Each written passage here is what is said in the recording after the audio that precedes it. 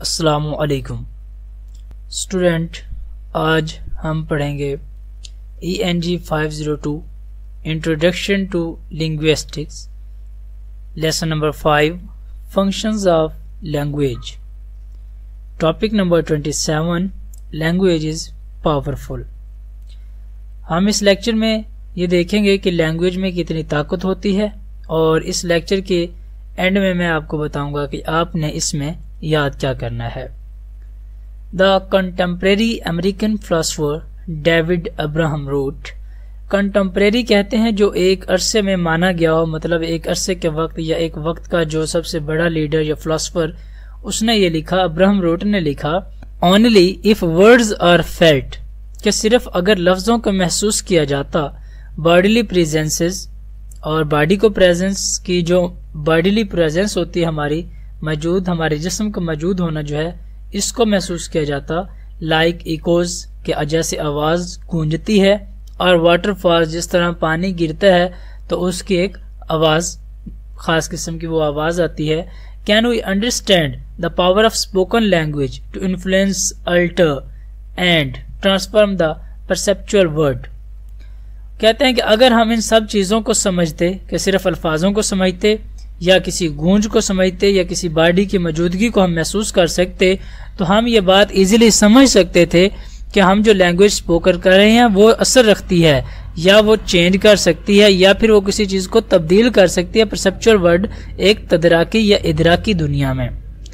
This statement encapsulate many of the powerful features of language. ये जो statement है Abraham Roth ने जो लिखी है, ये लैंग्वेज की काफी सारी पावरफुल फीचर्स को अपने अंदर इनकैप्सुलेट कर लेती है। इनकैप्सुलेट का मतलब होता है जिस तरह कैप्सूल बंद हो और उसके अंदर जो मेडिसिन होती है, उसी तरह ये एक कैप्सूल की तरह यह स्टेटमेंट काम करती है।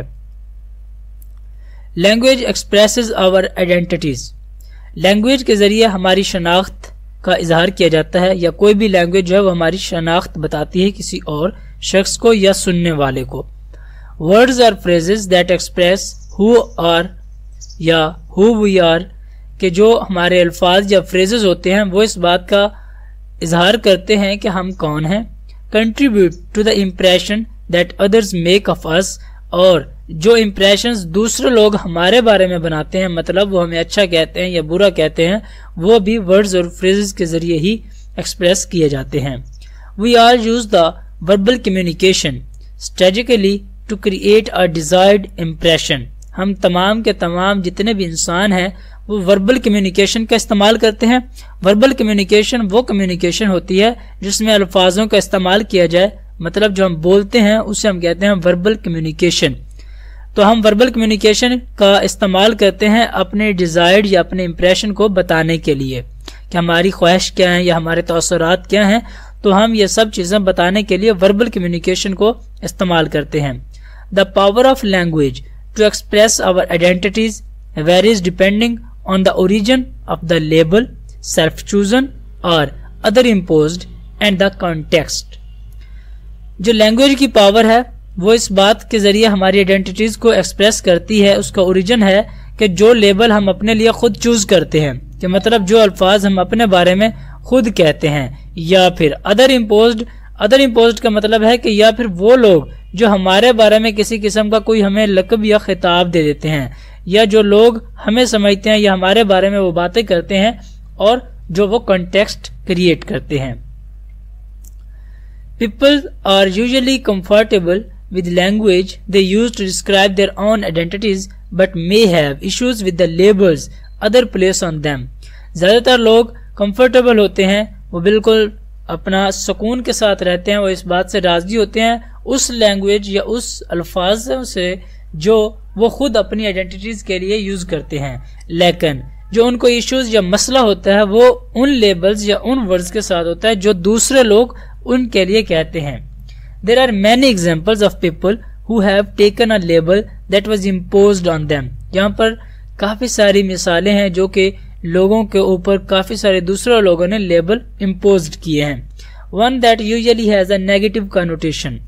उनमें से अगर सबसे पहले हम बात करें तो एक नेगेटिव कनोटेशन है। नेगेटिव का मतलब नेगेटिव मनफी, और कनोटेशन हम कहते हैं अबारत या किसी पैराग्राफ को, कि मतलब किसी के बारे में जो गलत बातें बताई जाती हैं या लोग करते हैं वो नेगेटिव कनोटेशंस होती हैं.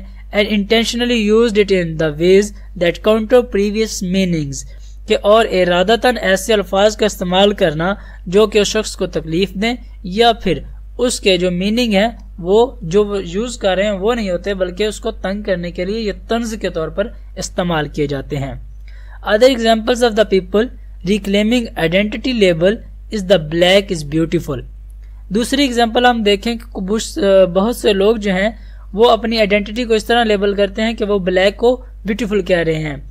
यहाँ पर अब ये ब्लैक इज ब्यूटीफुल के काफी सारे मीनिंग हो सकते हैं. A movement of the 1960 that repositioned black as a positive identity marker for the African Americans, कि 1960 में जो एक मूवमेंट, जो एक लम्हा था कि जिसमें जो ब्लैक थे ये रीपोजिशनड हुए, ये अपनी पोजीशन पर दोबारा आ गए थे, जो कि इस बात की आइडेंटिटी या मार्क को करते थे कि शनाख्त करते थे कि अफ्रीकन अमेरिकन, कि जो अफ्रीकन अमेरिकन थे वो उस वक्त ब्यूटीफुल थे, मतलब इक्तदार में थे. Even though some people embrace reclaimed words, they still carry their negative connotations and are not openly accepted by everyone. लेकिन कुछ लोग जो हैं वो reclaimed embrace करते हैं कि उनके जो words यूज किए जाते हैं उनकी negative connotations होती हैं और वो हर शख्स के लिए ये easy नहीं होता कि उन लफ्जों को वो accept करे या मान ले. उसके बाद नेक्स्ट पॉइंट हमारे पास आता है language affects our credibility. Credibility होती है हमारा एतमाद या हमारी काबिलियत या हमारी सदाकत. People make assumptions about your credibility based on how you speak and what you say. People जो है वो इस बात का इस तरह अंदाजा लगाते हैं आपकी एतमादियत या आपकी सदाकत का कि आपके अल्फाज क्या हैं, आप क्या बोल रहे हैं और आप कैसे बोल रहे हैं. आपके अंदाज से लोग आपकी सदाकत और आपकी एतमादियत का पता करते हैं. Even though we have learned that meanings is in people rather than the words, हत्ता कि हमने बहुत सी ऐसी चीजें सीखी हैं जो कि सिर्फ लोगों से हमने सीखी हैं, ना कि अल्फाजों से सीखी हों. The rules that govern the verbal communication, जैसे कि रूल्स हैं जिनके जरिए वर्बल कम्युनिकेशन बनती है, like rules of grammar, जिसमें ग्रामर के काफी सारे रूल्स आते हैं, और arbitrary, कि जो कि आजादाना है. These norms still meaning something, ये जो नॉर्म्स हैं, ये जो असूल हैं, ये अपनी जगह पर भी कुछ न कुछ मानी रखते हैं, बल्कि कुछ न कुछ नहीं बल्कि काफी सारे मानी रखते हैं. You do not have to be perfect grammarian to be perceived as credible, कि ये लाजमी नहीं है कि आप एक परफेक्ट ग्रामरियन बने, कि मतलब आप ग्रामर के तमाम रूल्स याद करें अगर आप अपनी एतमादियत या सदाकत को जाहिर करना चाहते हैं. नहीं, बल्कि अगर आपको अच्छी ग्रामर नहीं भी आती और अगर आपका बोलने का तरीका अच्छा है तो आप फिर भी एज अ क्रेडिबल साबित हो सकते हैं.